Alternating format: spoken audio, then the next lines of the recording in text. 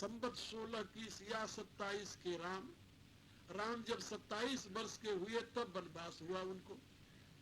तो 27 वर्ष की अवस्था में तो वन में आएंगे वो, और फिर हमें कितने वर्ष बाद मिलेंगे? कहा वो तो जब 13 वर्ष बीत जाएगा तब सीता का हरण होगा, और सीता के हरण के पश्चात फिर हनुमान जी मिलेंगे। तो 27 और 13 कितना हो गया? 40 हो गया ना।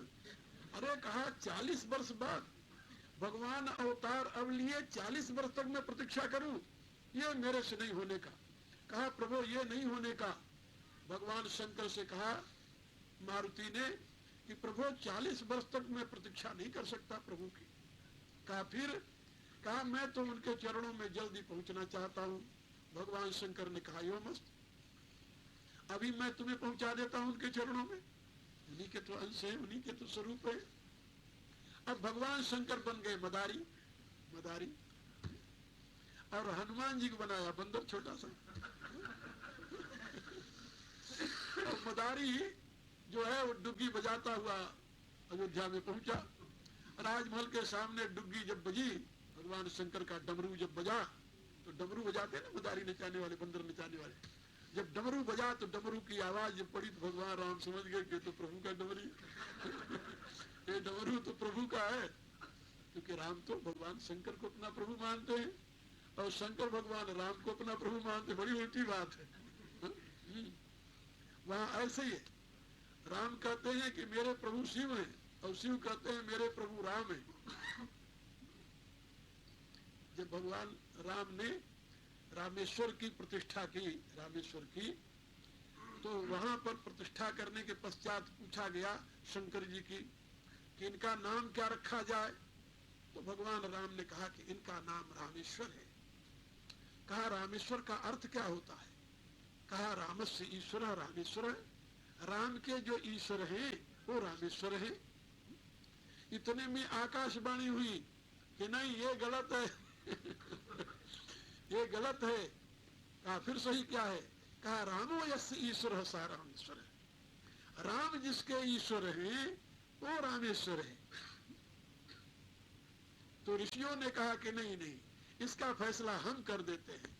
कहा क्या करते हो? कहा रामश्च ईश्वरश्च रामेश्वर। कहा द्वंद्व समाज में इसका फैसला हम कर देते हैं, राम भी है और ईश्वर भी है, दोनों जहां एक साथ हैं वो रामेश्वर है। भगवान राम ने कहा रामस्य ईश्वर, राम के जो ईश्वर है, तत्पुरुष षष्ठी तत्पुरुष समास है इसमें, राम के जो ईश्वर है वो रामेश्वर है। भगवान शंकर ने कहा कि नहीं ये समाज ठीक नहीं है। कहा तो फिर? कहा कर्मधारय होना चाहिए, रामो यस्य ईश्वर रामेश्वर, राम जिसके ईश्वर है वो रामेश्वर है।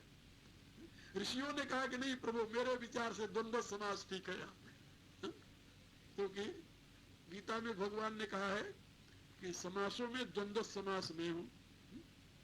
गीता के 10वें अध्याय में जहां अपनी विभूति बताई है वहां यही कहा कि समासों में द्वंद्व समास में हूं।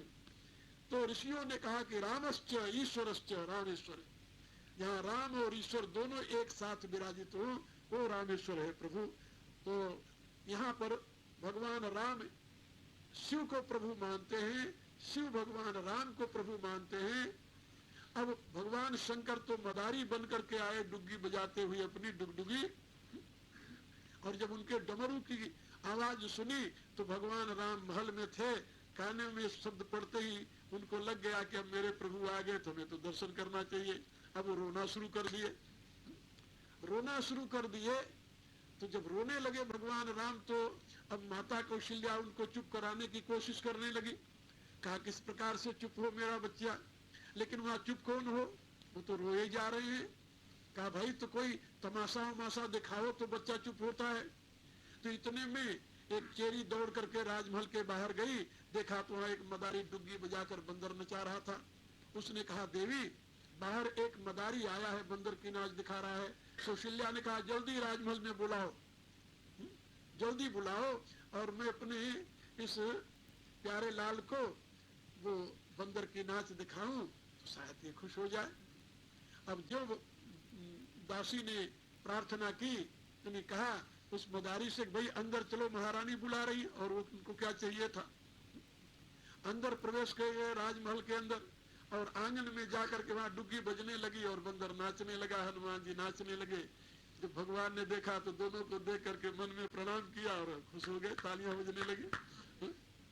अब जब तालियां बजने लगी और वहां पर नाच पूरा हो गया, तो भगवान शंकर ने कहा कि भाई अब तो मैं जाऊंगा। तो भगवान राम फिर रोने लगे। तो उन्होंने कहा कि क्या बात है। महाराज दशरथ ने बहुत मनाया, कहा कि भाई क्या किया जाए। कहा हमें तो बंदर चाहिए। बंदर चाहिए? बोले हाँ। अरे कहा बंदर ऐसे कैसे बंदर ऐसे कैसे लोगे तुम? कहा कि नहीं। तो कहा कि हम तुम्हें बंदर मंगा देते, जितने बंदर को वही मंगा देते। कहा वो नहीं, हमें तो यही बंदर चाहिए, यही बंदर चाहिए। तो भगवान के आग्रह पर अब महाराज दशरथ ने मदारी से कहा कि क्यों भाई, ये हमारा जो राजकुमार है ये बंदर के लिए रो रहा, तुम अपना बंदर इसे दे दो। तो भगवान शंकर तो यही चाहते थे। हनुमान जी ने कहा मेरी बात बन गई है अब हमें प्रभु के पास रहने का मौका मिलेगा। तो कहा ठीक है। भगवान शंकर ने पहले तो थोड़ा सा नहीं किया कि ये तो हमारी रोजी रोटी का मामला है महाराज, कैसे। लेकिन आखिर में उन्होंने कहा ठीक है, अब आप सम्राट होकर के इसके लिए आज्ञा दे रहे थे। अब उस दिन से वो बंदर हनुमान जी जो हैं वो बंदर के, छोटे बंदर के रूप में भगवान राम के साथ रहने लगे। और उस ग्रंथ में लिखा है कि वो कब तक रहे, जब भगवान राम विश्वामित्र जी के साथ जाने लगे उनकी यज्ञ रक्षा के लिए, तब उन्होंने उनको विदा किया। और जब विदा करने लगे तो प्रभु हनुमान जी ने उनके चरण पकड़ लिए कि प्रभु अब कब दर्शन होंगे। कहा अब तो वही दर्शन होंगे जब सीता का हरण होगा और मैं आऊंगा वन में, तब अब दर्शन होंगे, उससे पहले दर्शन नहीं हो। और उसी बीच एक घटना और घट गई थी कि भगवान राम पतंग उड़ा रहे थे, पतंग, और पतंग उड़ता हुआ वो देवलोक में पहुंच गया। जब देवलोक में पहुंचा तो इंद्र के पुत्र की वधु जयंत जो था उसकी स्त्री थी। जयंत की स्त्री ने उस पतंग को देखा तो देखकर मुग्ध हो गई और पतंग को पकड़ लिया। अब वो सोचने लगी जिसका पतंग इतना सुंदर है वो आदमी कितना सुंदर होगा, व्यक्ति कितना सुंदर होगा। तो जब पकड़ लिया तो भगवान राम ने हनुमान जी से कहा कि जाकर देखो तो पतंग कोई अपना पकड़ लिया है। तो हनुमान जी गए वहां, तो देखा कि वो जयंत की स्त्री ने पतंग पकड़ा था। हनुमान जी ने आकर भगवान राम को बताया ये तो देवराज इंद्र की पुत्र वधु ने आपका पतंग पकड़ा है, आपका दर्शन चाहती है वधु। भगवान ने कहा कि उससे कह दो कि अभी मैं दर्शन नहीं दूंगा उसे, जब मेरे को वनवास होगा तो चित्रकूट में जब मैं जाऊंगा तो वहां आकर वो मेरा दर्शन कर सकती है। तो ठीक है, उसने पतंग छोड़ दिया। और जब भगवान राम चित्रकूट में गए तो वो तो प्रतीक्षा करती रही जयंत की स्त्री कि कब भगवान राम आवे और उनका दर्शन करूं। तो चित्रकूट में जब गए तो वहां पर वो अपने संपूर्ण देव कन्याओं के साथ उनके दर्शन के लिए आए। तो जिस स्थान पर चित्रकूट में जयंत की स्त्री भगवान के दर्शन के लिए आई है उस स्थान का नाम है, तीर्थ स्थान वो बन गया, उसका नाम देवांगना तीर्थ। देवांगना, देवांगना माने देवताओं की स्त्रियां। देवांगना शब्द का अर्थ होता है, अंगना शब्द का अर्थ स्त्री होता है। तो देवताओं की स्त्रियां जो हैं वो वहां पर आकर के भगवान राम का दर्शन किए मुग्ध होकर के। तो वो तीर्थ बन गया, देवांगना तीर्थ है। चित्रकूट में हनुमान धारा के बगल में वो स्थान है, वहां लोग जाते हैं, प्रणाम करने जाते हैं, जहाँ जयंत की स्त्री ने भगवान का दर्शन किया। अब ये समाचार जयंत को मिल गया, किसी ने बता दिया कि भाई तुम्हारी स्त्री तो मृतलोक में जाकर के एक राजकुमार का दर्शन करने गई और उसके स्वरूप को देखकर मुग्ध हो गई। वो राजकुमार कौन है? तो बताया कि वो तो दशरथ का पुत्र है, अयोध्या का राम। तो जयंत को क्रोध आ गया कि उसने मेरी स्त्री को अपने सौंदर्य से मुग्ध कर लिया है, मेरी स्त्री इतनी गिर गई कि यहाँ से मृतलोक गई उसके दर्शन करने के लिए। उसने अपनी स्त्री को डांटा। उसने कहा कि अरे वो तो परमात्मा है, तुम क्या बुद्धि तुम्हारी भ्रष्ट हुई है, परमात्मा के विषय में तुम क्यों ऐसे गलत विचार रखते हो। उसने कहा कि अच्छा मैं देखता हूं कि वो परमात्मा है या कोई और। फिर जयंत ने निश्चय किया कि उसने मेरी स्त्री को मुक्त किया है, मैं उसकी स्त्री को भी क्षति पहुंचाऊंगा।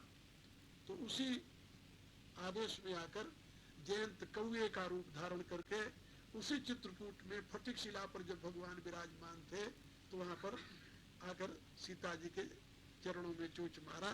वो तो कथा आप लोग पढ़े होंगे किष्किंधा आरण्य कांड में, ये उस समय की बात है। तो मैं आप लोगों को ये बता रहा था कि हनुमान जी बाल्यकाल में तो भगवान के साथ थे, लेकिन बाल्यकाल में तो भगवान राजमहल में रहते थे और राज पोशाक पहनते थे, राजकुमार के पोशाक में रहते थे, तमाम वस्त्राभूषण और सब उनका स्वरूप ही कुछ और था।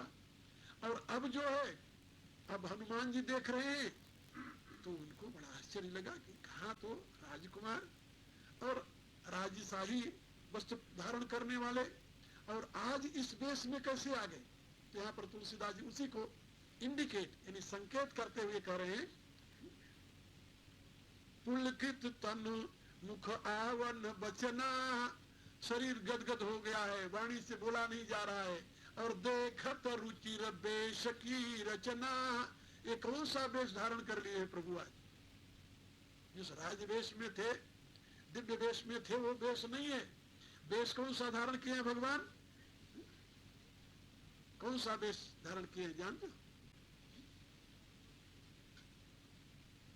माता कैकेयी का वरदान, तापस वेश विशेष उदासी, 14 वर्ष राम वनवासी।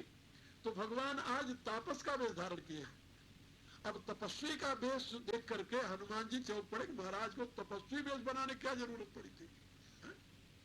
वनवास दिया पिता ने, लेकिन ये तापस वेश क्यों बनाए। तो देखत रुचिर वेश की रचना, उस अद्भुत वेश को देख रहे हैं और मग्न है। पुलकित तन मुख आवन बचना, देखत रुचिर वेश की रचना, पुनि धीरज धरी।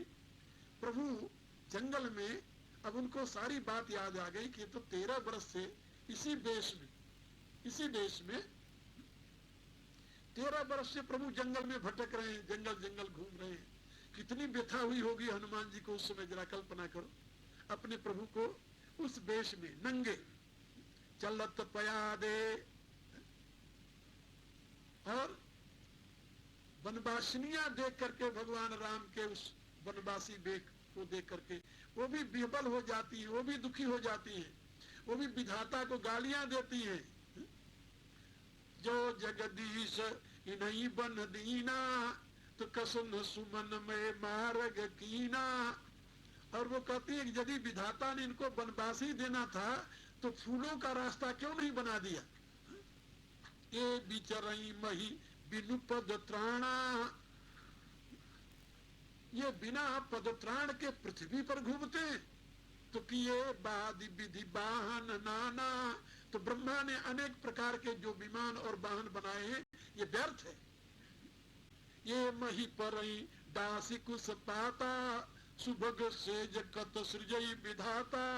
और यदि ये कुश और पत्ते बिछाकर पृथ्वी पर सोते हैं तो विधाता ने इतने सुंदर सुंदर पलंग और सेज क्यों बनाए। जब ये कंद मूल फल खाही, तो बादी सुधादी असन जग माही। और यदि ये कंदमूल फल खाते हैं तो दुनिया के सारे जो भोग हैं, स्वादिष्ट पदार्थ है, वो सब व्यर्थ है। वनवासिनियां ये कहती हैं। तो हनुमान जी ने जब उस रूप में प्रभु को देखा तो उनका हृदय भर आया और उनके चरणों में गिर गए, अधीर हो गए। पहले पुलकित तन मुख आवन बचना, ये अधीरता का लक्षण है। जब आदमी अधीर हो जाता है तो उसकी यही दशा होती है। पुलकित तन मुख आवन बचना, देखत रुचिर वेश की रचना। लेकिन हनुमान जी आखिर हनुमान जी हैं, पुण्य धीरज धरी स्तुति कीना, फिर धैर्य धारण किया। ये तो प्रभु की लीला है, प्रभु जैसी लीला करना चाहते हैं वैसा वेश बना लेते हैं। नट कृत विकट कपट खगराया, नट सेवक न व्यापई माया।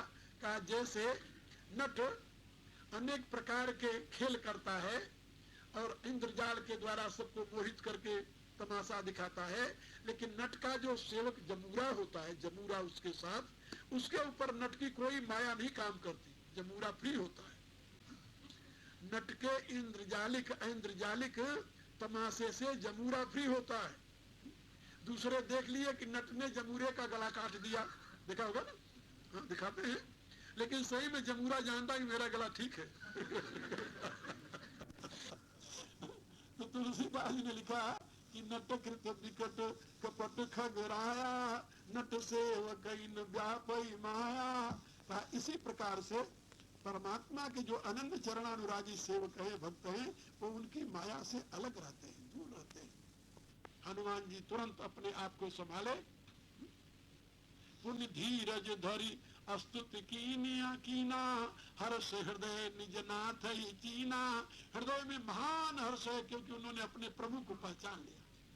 ये मेरे ही प्रभु हैं, यही मेरे प्रभु हैं, जिनकी मैं इतने वर्षों से प्रतीक्षा कर रहा था, वो मेरे प्रभु हैं। हर्ष हृदय निज नाथ ही चीन्हा। जीव कब तक दुखी है? जब तक अपने प्रभु को नहीं पहचाने। प्रभु दूर नहीं है, दूर नहीं है, लेकिन प्रभु को कभी त्रैत में देखता है, कहीं द्वैत में देखता है। यदि सही में अद्वैत रूप में प्रभु को देखने की दृष्टि मिल जाए उसे, तो उसकी सारी व्यथा समाप्त हो जाए और वो भी हनुमान जी की तरह इसी प्रकार से गदगद हो जाए, हर्षित हो जाए, उन्मत्त हो जाए और अपने प्रभु को पहचान करके तृप्त हो जाए। प्रभु सबके समक्ष है, कहाँ नहीं है।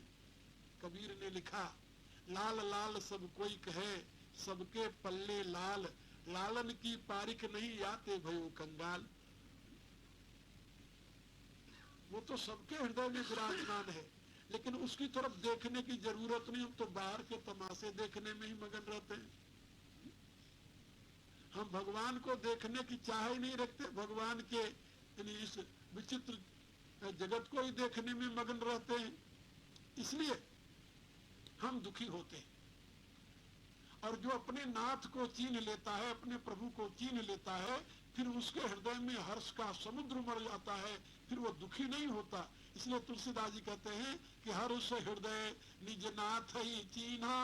अपने नाथ को पहचान लिया, इसे हृदय में आनंद का समुद्र लहरा रहा है।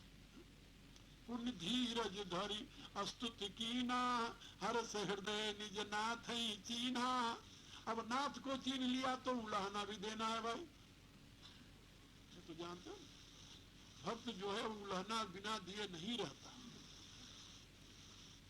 यद्यपि प्रभु सर्वज्ञ है, बिना कहे ही सब कुछ जानते हैं, लेकिन फिर भी भक्त को कहना पड़ता है, बिना कहे जानते हुए भी वो कुछ नहीं करते। हाँ?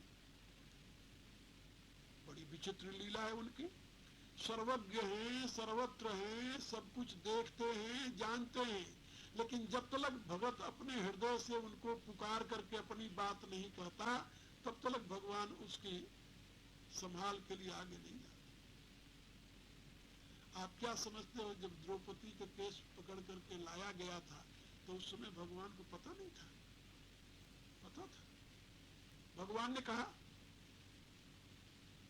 द्रौपदी ने कहा कि प्रभु हमने आपको इतनी बार पुकारा और मेरी इतनी दुर्गति हुई और घसीटते हुए मुझे दुशासन सभा में ले आया, लेकिन आप मेरी पुकार पर ध्यान नहीं दिए, मेरी इतनी दुर्गति हुई, आपकी मैं हूं तब भी।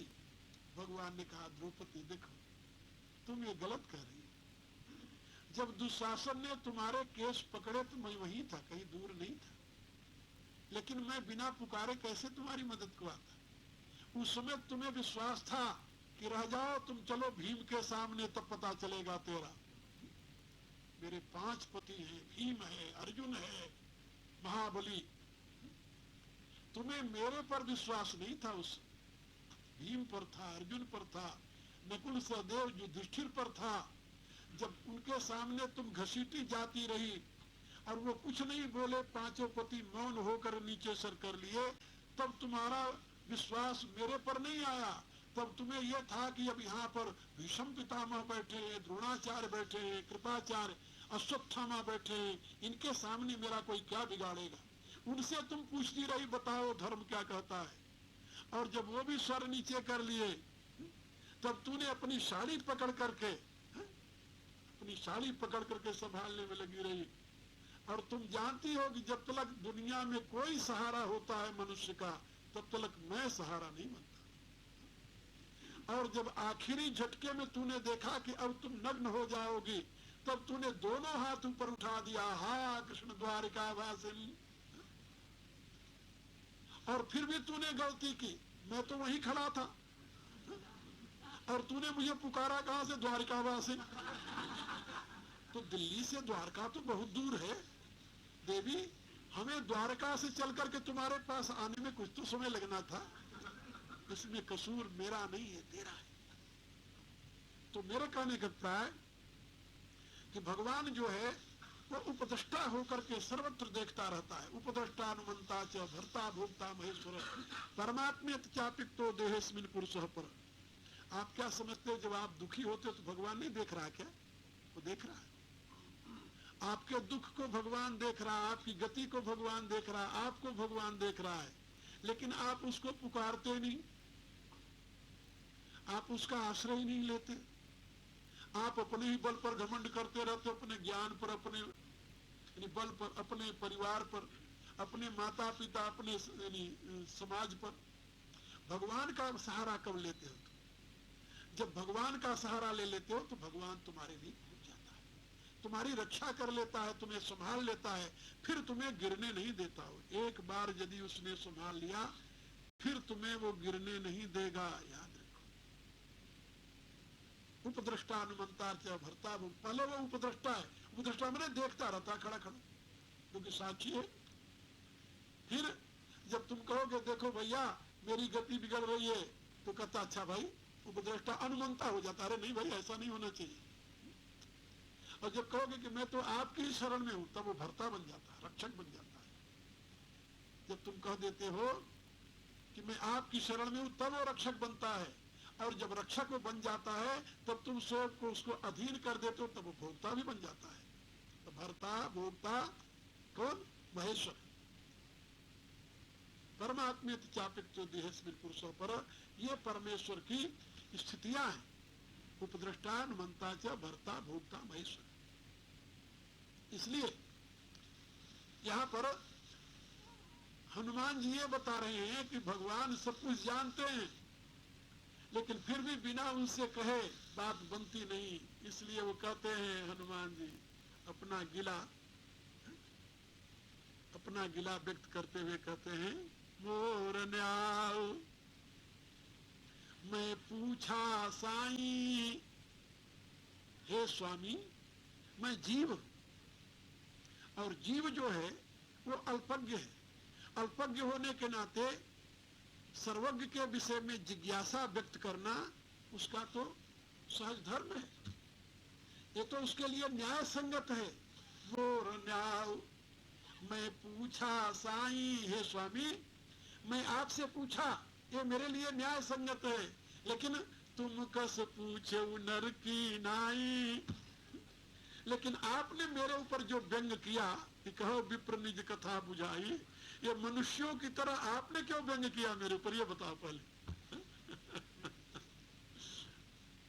मोर न्याय मैं पूछा साईं, तुम कस पूछे नर की नाई। अरे भाई, तो तुम तो कोई सामान्य जीव नहीं हो, तुम तो भगवान परमेश्वर शिव के अंश से उत्पन्न हुए हो, तुम दिव्य हो हनुमान, तुम इस प्रकार से प्रश्न क्यों किए? हनुमान जी कहते हैं, मैंने तो इसलिए किया कि तो माया बस फिरे भुलाना। नित्य जीव के ऊपर भी तो आपकी माया अपनी छाया डाल देती है। हाँ ठीक है,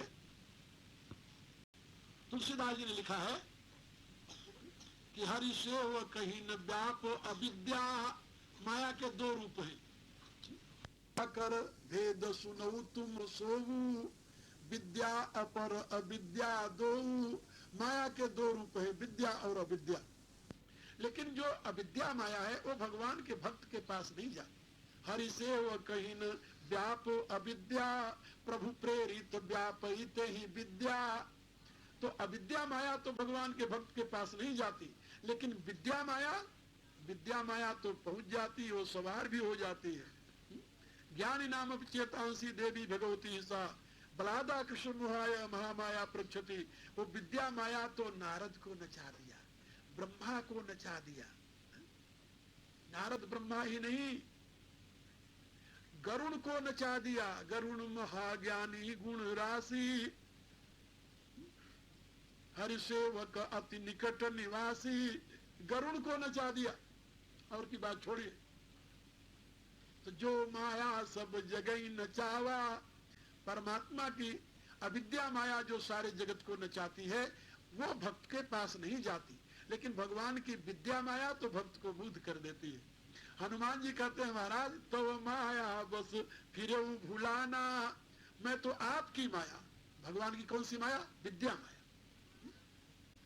तो माया बस फिर भुलाना, मैं आपकी विद्या माया के वशीभूत होकर के मैं तो आपको भूल गया। ताते नहीं मैं प्रभु पहचाना, इसलिए मैं आपको नहीं पहचान सका। आपकी विद्या माया के द्वारा मेरी बुद्धि आवृत हो गई थी, इसलिए मैं आपको नहीं पहचाना। लेकिन आप तो मुझे पहचानते थे प्रभु। आपने मेरे को व्यंग में क्यों कहा कि कहो विप्र निज कथा बुझाई। अब आगे हनुमान जी और अपनी स्थिति स्पष्ट करते हुए कहते हैं, एक मंद में मोह बस और कीस हृदय अज्ञान। यहाँ पर कुछ लोगों ने कुटिल पाठ रखा है, गलत है, कुटिल नहीं पाठ होना चाहिए। ये गीता प्रेस की जो रामायण है इसमें भी कई गलतियां हैं, 5-7 गलतियां हैं, बड़ी भयंकर गलतियां हैं। और बाद में जब इन्होंने प्रकाशित किया तो विद्वानों ने उनको लिख करके भेजा, ये तुम्हारी बहुत गलतियां हैं, इनको ठीक करो। लेकिन जब आदमी का कोई का चढ़ जाता है रुतबा, तो फिर वो क्यों सुने किसी की बात। तो उसने अपनी गलतियां ठीक नहीं की और वैसे चल रहा अभी तक। वहां पर हनुमान जी क्या कहते हैं, अब गीता प्रेस वाले ने क्या छापा, एक मैं मंद मोह बस कुटिल हृदय अज्ञान। और शुद्ध पाठ क्या है, एक मंद में मोह बस, एक मैं मंद मोह बस नहीं है, एक मंद में मोह बस कीस हृदय अज्ञान। कीस हृदय, कीस माने बंदर, कीस माने बंदर होता है। कहा महाराज एक तो मैं मंद हूं और मोह के बस में हूं, और दूसरा मैं कीस जाति यानी बानर रूप में पैदा हुआ हूं, इसलिए मेरा हृदय तो अज्ञान से भरा हुआ है। एक मंद में मोह बस कीस हृदय अज्ञान, पुनि प्रभु मोहि विसारो दीन बंधु भगवान। इतने पर भी, पुनि माने इतने पर भी, यानी इतना दोष तो पहले ही मेरे पास है। एक मैं मंद, एक मंद में मोह बस, एक तो मैं मंद हूं और दूसरा मोह के बस में हूं, और तीसरा कीस हृदय, बंदर का शरीर मिल गया है। यही तो हनुमान जी ने विभीषण से कहा था, कहू कौन में परम कुलीना, कपि चंचल सब ही विधीना, प्रात ले जो नाम हमारा, तादिन ताहि न मिलई आहारा, असमय अधम सखा सुन मुंह पर रघुबीर, कीनी कृपा सुमिर गुण भरे बिलोचन नीर। और वही बात यहाँ कह रहे हैं, एक मंद में मोह बस कीस हृदय अज्ञान। इतना तो मेरे साथ पहले हो चुका है। एक मंद और मैं मोह बस, ये मैं दोनों तरफ लगेगा। मैं एक तो मैं मंद हूं, दूसरा मोह के बस में हूं। और तीसरा कीश हृदय, कीश जाति में पैदा हुआ, रूप में पैदा हुआ, ऐसे समझ लो। और मेरा हृदय अज्ञान से परिपूर्ण है, कीश हृदय अज्ञान, इतने पर भी पुनि प्रभु मोहि विसारहु, इतने पर भी आप भी प्रभु यदि मुझे विसार दोगे, ये तो मेरी कल्पना भी नहीं थी, इतने पर भी आपने मुझे विसार दिया। दीन बंधु भगवान, आप तो दीन बंधु हो, भगवान हो, दीन बंधु हो, दीनों के ऊपर दया करना ये आपका काम है, दीनों की सहायता करना आपका काम है। आप राजबंधु नहीं है, राजबंधु नहीं है आप, पंडित बंधु नहीं है, विद्वान बंधु नहीं है, आप दीन बंधु है। भगवान का नाम दीन बंधु है। तो आप दीन बंधु हैं और भगवान हैं। भगवान माने उत्पत्ति प्रलश्चैव भूतानाम अगतिम गतिम वेत्त विद्या विद्याम च स वाच्यो भगवान की, जिसके हाथ में सृष्टि पालन प्रलय, जो विद्या और विद्या दोनों मायाओं का अधिपति और जो जीवों की गति और अगति देने वाला है, उसे भगवान कहते हैं। ये भगवान शब्द का अर्थ होता है। तो आप तो भगवान हो, भगवान होते हुए आपने मुझे क्यों विसार दिया?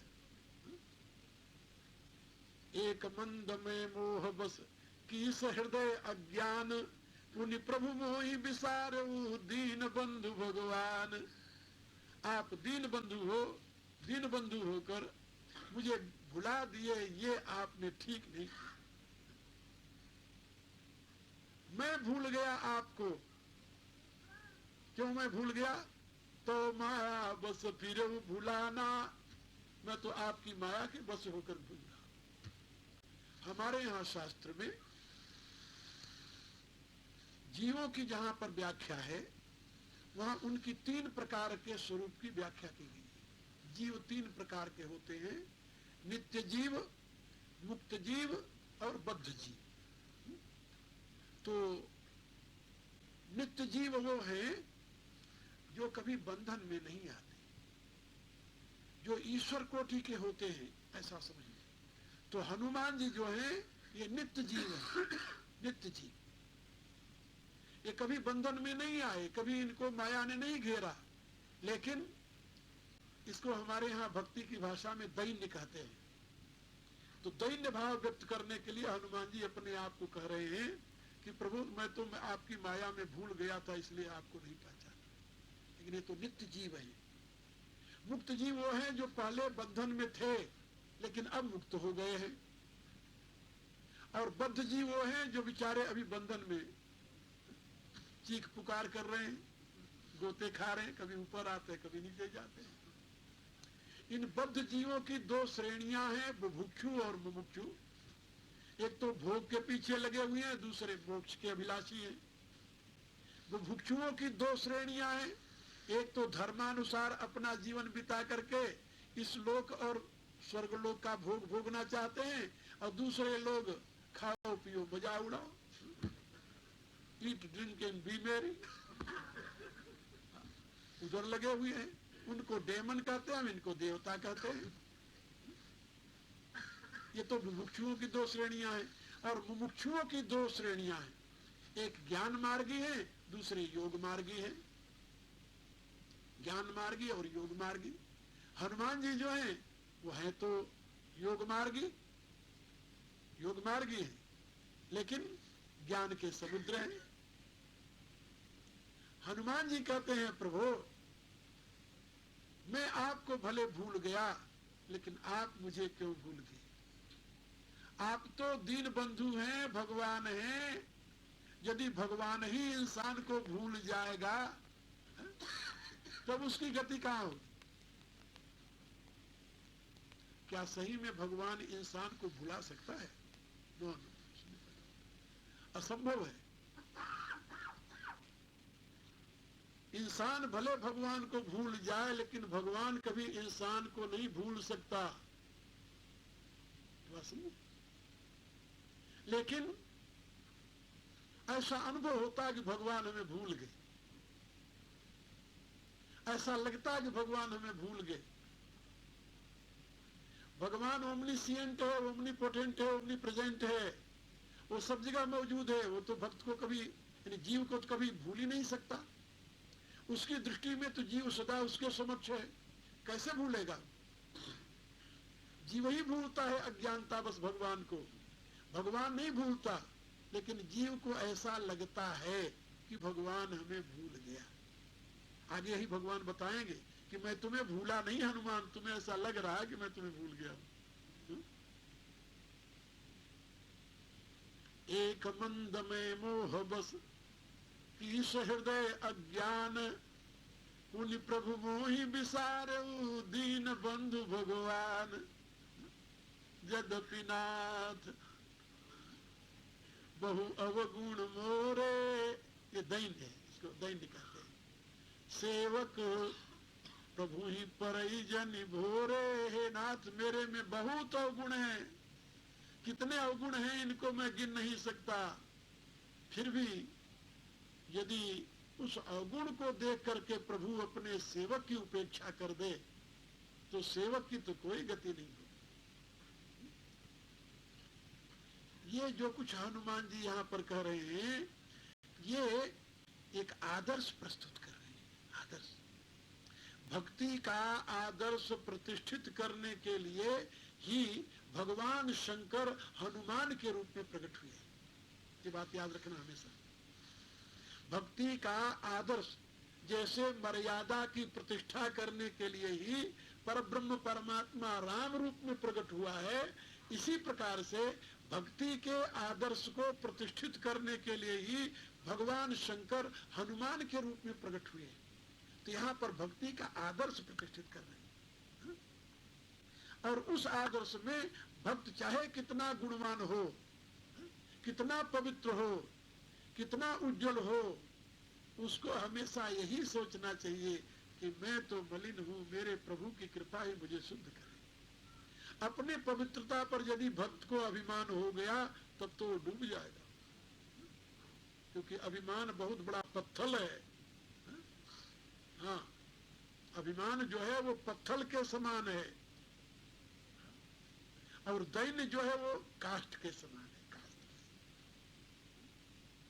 आप जानते हो ना, यदि आप पत्थल के साथ बंध जाओ और कहीं पानी में कूदो तो दह में चले जाओगे, फिर उबरने की कहीं कल्पना संभावना नहीं है। और यदि लकड़ी के साथ बंध जाओ तो फिर चाहे समुद्र में फेंक दिया जाए, डूबोगे नहीं, फिर डूबोगे नहीं। तो ये जो दैन्य है ये काष्ठवत है, जिसके पास दीनता है, दैन्य है, भगवान को वो अपनी दीनता से प्रसन्न कर लेता है। नारद जी ने लिखा है अपने भक्ति शास्त्र में, ईश्वरस्य अभिमान द्वेषित्वा दैन प्रियत्वाच। ईश्वर का अभिमान से द्वेष है, दीनता से प्रेम है। अभिमान पत्थल है और दीनता जो है काष्ठ है। तो हनुमान जी यहाँ पर दैन्य की प्रतिष्ठा करते हुए कह रहे हैं, यद्यपि नाथ बहु अवगुण मोरे, सेवक प्रभु ही परई जन भोरे।